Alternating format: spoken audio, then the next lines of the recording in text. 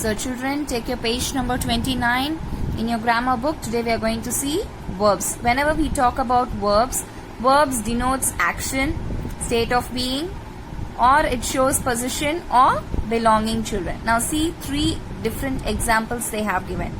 We eat our food slowly and chew it well. So here in this sentence, eat and chew are the verbs that denotes action. Next, I'm unwell. Over here, verb is am. Okay, am is a verb that denotes a state of being. Third, Anushka has a new watch. So here, has is the verb, okay, that denotes the belonging. Okay, next we are going to see about the verb tenses. So whenever we talk about verb tenses, it has different forms to show whether an action happens in the present or it has already happened or will happen in future. Verbs help us tell the tense of an action. So, look at here. Tenses can be categorized as follows. So, there are three types of tenses. Tenses are categorized into three types, that is present tense, past tense and future tense. Present tense always talks about an action which happens in the present.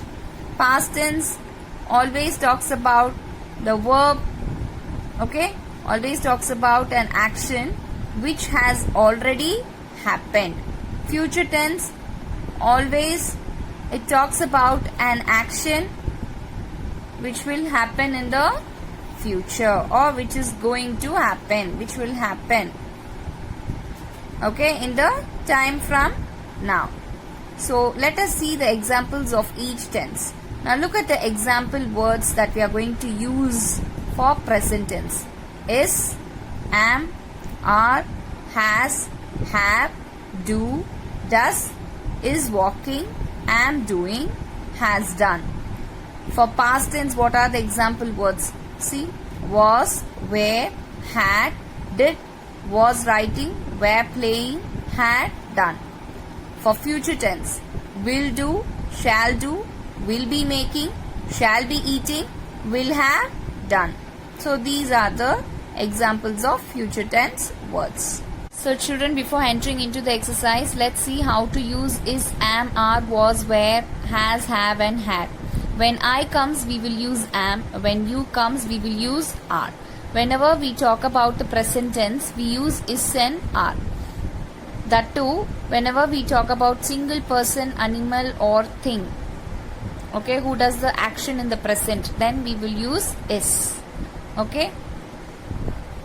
Whenever we talk about the plural, okay, that is whenever we talk about the plural names, that is many person, animal or thing who does the action in present, okay, we will use are. See the examples under is, he is, she is, it is, okay, along with the single names. Here are, we are, they are, you are, along with the plural names. Similarly for was and were. But was and were we will use whenever we talk about the action which has already happened. Okay, anything, single person, animal or thing who has already done some action, then we will use was. Okay, he was, she was, it was, along with the single names.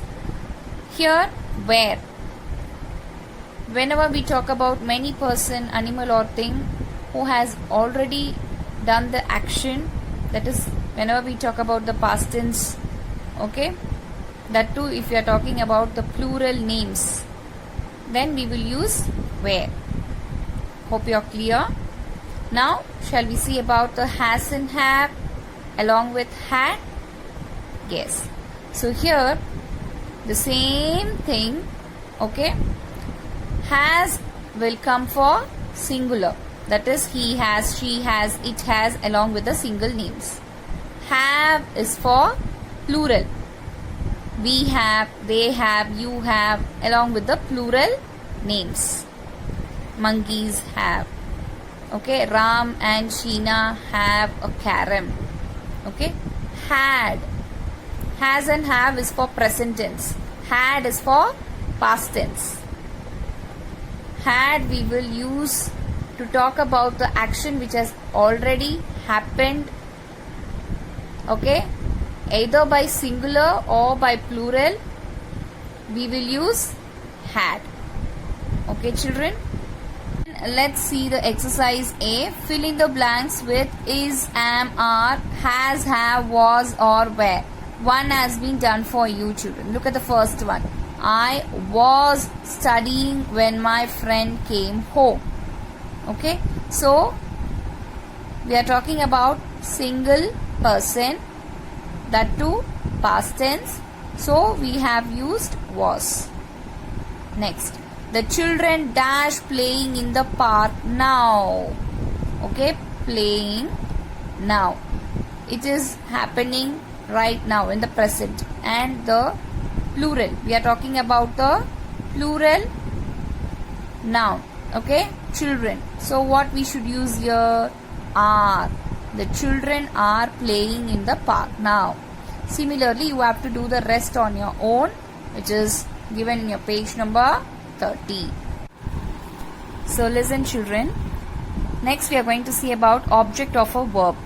So in a sentence, the object of a verb is the noun or pronoun. The object of a verb, either it may be a noun or pronoun, towards which the action of a verb is directed.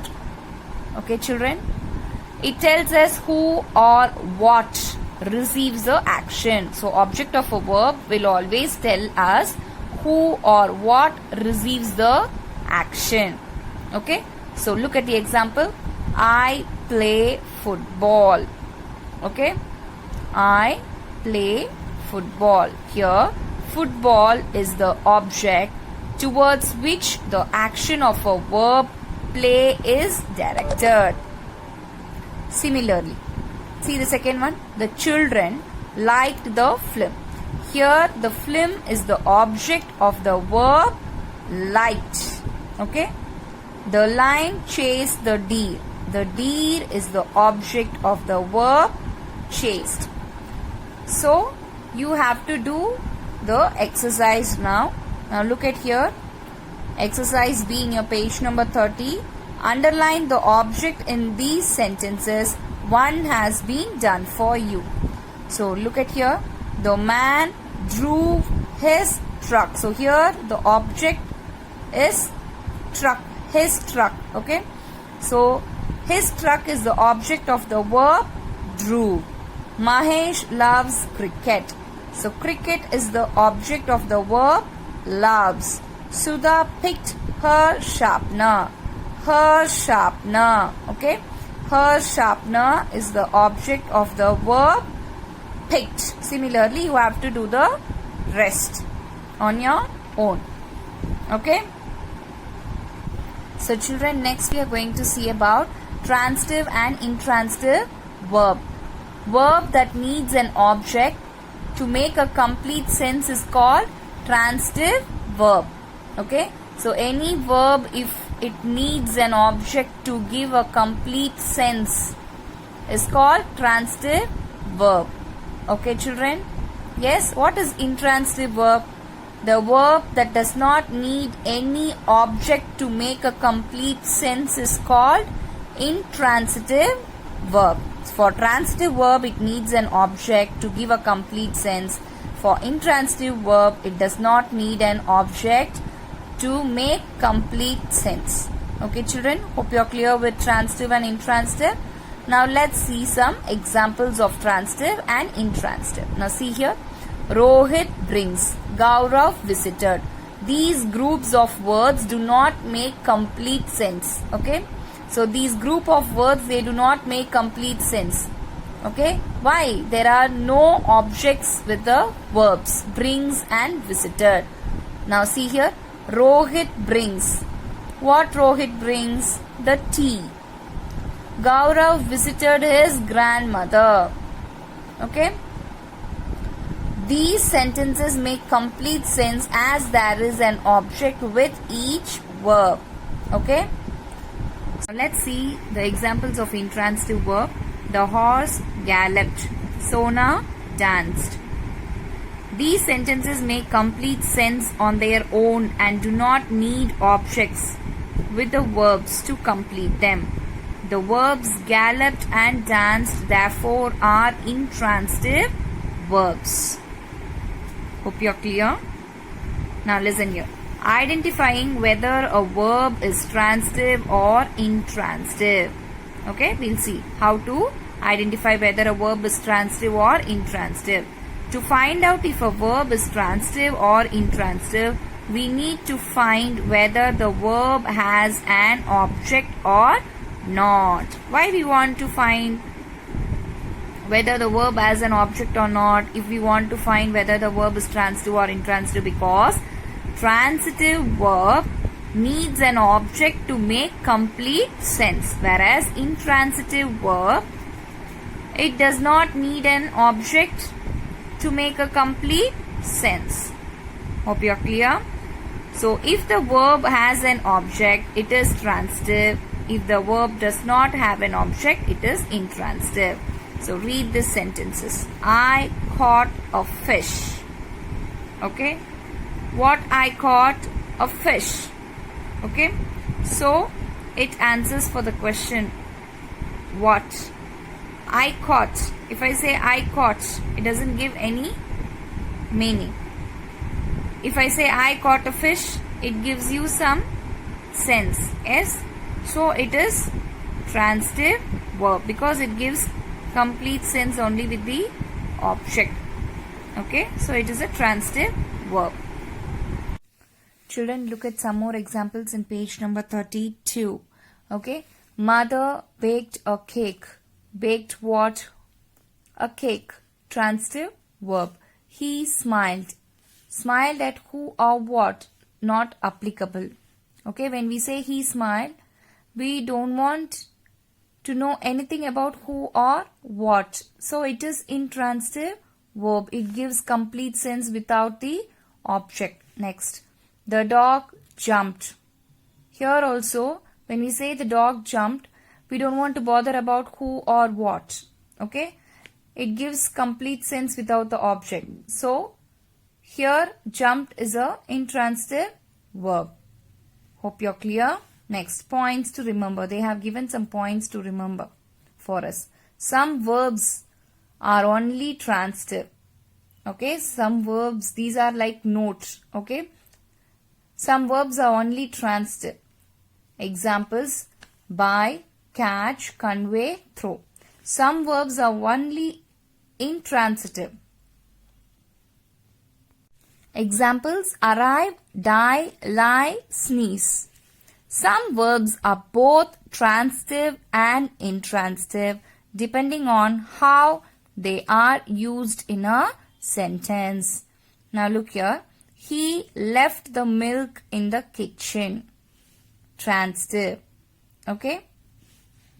After dressing up, he left. In both the sentence, they have used the verb left. But see, here left is actually transitive verb. But here in this sentence, left is actually intransitive verb because there is no need of any objects. Okay. Already we have said that after dressing up, he left. That's it. Mahesh runs a chemist shop. Okay. It's actually transitive. Mahesh runs along the main road every day. You just simply see here, Mahesh runs. Okay. Here, do we want to know anything? No. But it's an extra information. That's why runs is an intransitive verb. But here it is not like that. Mahesh runs a chemist shop. What Mahesh runs? A chemist shop. So it's a transitive. Okay. Here it does not answer any question like what or who. Okay. Mahesh runs. So it's an intransitive verb. Okay. Now look at the exercise. So let us see the exercise. Now You have to underline the verb in each sentence and then you have to write whether it is transitive or intransitive verb in the given dash. If it is transitive verb, you put capital T. If it is intransitive verb, put capital I. That's it. Now, Nina laughed. When we say Nina laughed, it gives a complete sense. We don't want to know who or what. So, it is a intransitive verb. So, we have to write I. It is already done. Next, Mohan keeps his things neatly. Mohan keeps. What Mohan keeps? His things neatly. So, in this sentence, the verb keeps needs an object to give a complete sense. So, it is a transitive verb. Okay, children? Similarly, you have to do the rest on your own. Yes?